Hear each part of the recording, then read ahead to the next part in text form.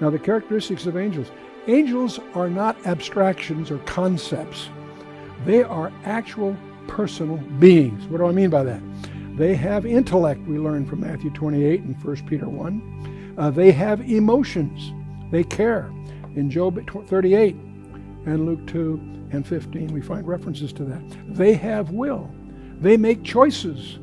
They can make bad choices, and we'll discover the results of some of the angels' bad choices as we mature in the study a little further. And so, not only are they personal, but they're also spirit beings. What do I mean by that? They are not limited to material bodies. They are distinctive in that they can materialize, but they also are not limited to what we would consider a material body. They can only be in one place at one time. They're not ubiquitous. They're not like God, who can be everywhere. They have locality, and they can only be in one place at one time. We learn from several passages. They appear, when we see them, they usually appear in the form of men. We don't see any case where they appear as a woman, despite the use of that idiom in literature and so forth. They always appear in the form of men, sometimes in natural sight with human functions. In Genesis 18 we see that, and the chapter following, chapter 19. Sometimes the angels are seen by some and not others. And we saw an example of that in 2 Kings 6 and so forth. We do know they do not reproduce, nor do they die. They can engage in reproductive mischief, and we'll talk about some specific cases of that from the biblical text as we go. Now, they do have physical reality. We need to understand that. They lead people by the hand in Genesis 19. They actually indulge in combat. And there's a rather remarkable case of that in 2 Kings 19. Let's take a look at it here, where they slaughtered 185,000 Syrians.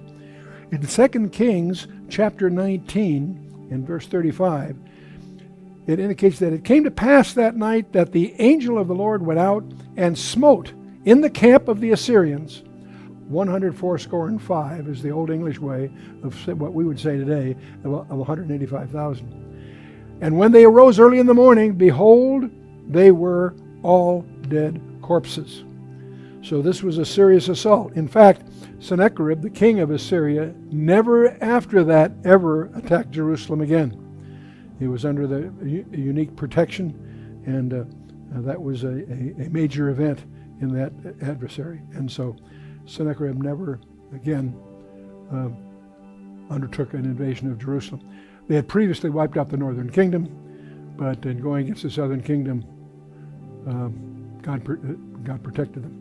We're advised in the New Testament, many of us have entertained angels unawares. That's a very strange idea, but it's in Hebrews 13 too, where Paul tells us, "Be not forgetful to entertain strangers, for thereby some have entertained angels unawares."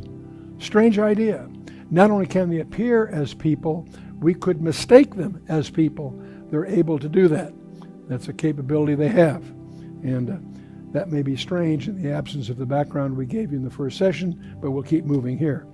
And angels have attributes in a degree greater than man, but less than God.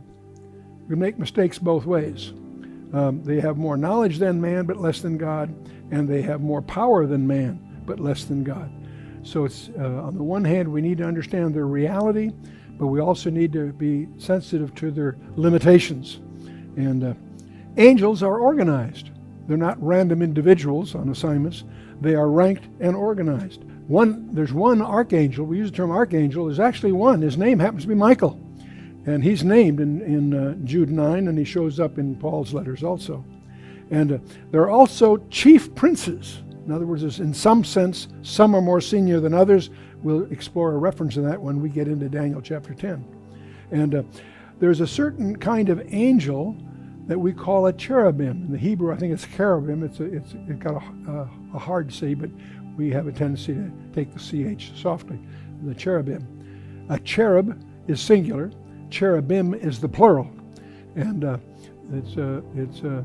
cherub, biblically, is not a little plump baby with wings, as is so often characterized in Renaissance art.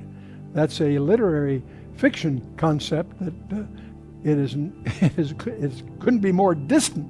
It wouldn't be possibly be more distant than that. The reality is, and in fact, cherubim are assigned to guard the way to the tree of life when Adam is kicked out of the Garden of Eden. So there's something very powerful and very fundamental about the cherubim. In fact, one of the cherubs, was in charge of all the rest and got carried away on an ego trip. And we know that one as Satan, and he'll be a special focus of our study, of course, as we go on here. We also encounter, especially in the book of Isaiah, in fact, only in this book of Isaiah, a flaming one of some kind called a seraphim. And the very word implies a source of light, like he's a source of brightness. And we encounter him in Isaiah 6. It's the only place we do. But I'll show you why I think that's synonymous with the creatures that we see in Revelation 4.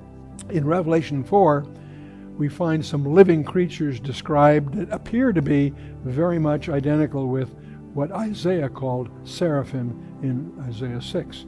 And so we'll be looking at these more carefully. The major players, of course, there's the first major player I want to talk about is a source of a lot of confusion. Frequently in the Old Testament, we read of the angel of the Lord. And most scholars infer from what we know about them that those references are not angel in the diminutive sense, but it's an idiom of an Old Testament appearance of the Lord Jesus Christ before his incarnation. When you don't really understand something, you give it a fancy name. So scholars call those theophanies or Christophanies. In other words, it's an appearance of Christ in the Old Testament. Before Bethlehem, before he became a man and dwelt among us, he was able to appear and participate in a number of events. And when he does so, the term that we find in the text has been translated the angel of the Lord. I want to emphasize that because what we know about him, it goes far beyond what we usually find out about angels. And so we'll call the theophanies are in a special category, if you will.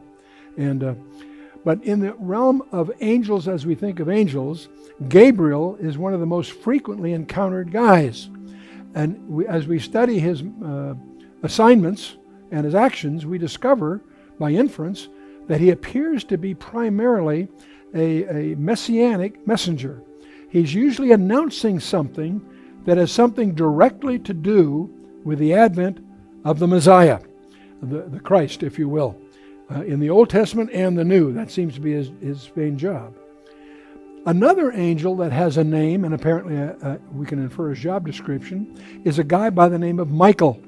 And he is clearly a military leader on behalf of Israel. All his assignments are directly labeled in those terms. We're going to explore these senior ranks of angels, cherubim, seraphim, and so forth, as a group. We're going to discover that they have 4 faces, and those 4 faces are in common to each category, strangely enough. And there's something very peculiar about that insignia, those 4 faces that we associate with the cherubim. One of those cherubim turned bad, got an ego trip, and wanted to be equal to God, and he had a career that we're going to explore especially. He goes by the name of Lucifer, or more commonly, Satan. He is designated in the text that at one time he was the cherub that covereth. In other words, the one in charge. And it's from there that he got into trouble, and he took some lieutenants with him. We're going to talk about Abaddon and Apollyon, which are terms that mean the destroyer. And we'll also talk about Gog, the king of the locusts. And what's all that about? And we'll discover they are apparently some of his senior lieutenants under him, but perhaps a notch more powerful than the rest.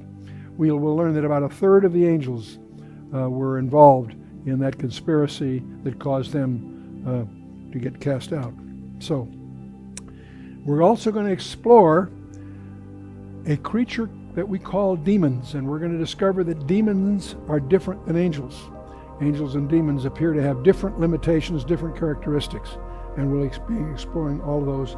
In fact, we'll devote our next session to that. I would just like to thank every one of you who supports this channel, and especially those of you who sponsors our work. Without you, this would not have been possible, to share the gospel with millions of people every month. So thank you, and God bless you.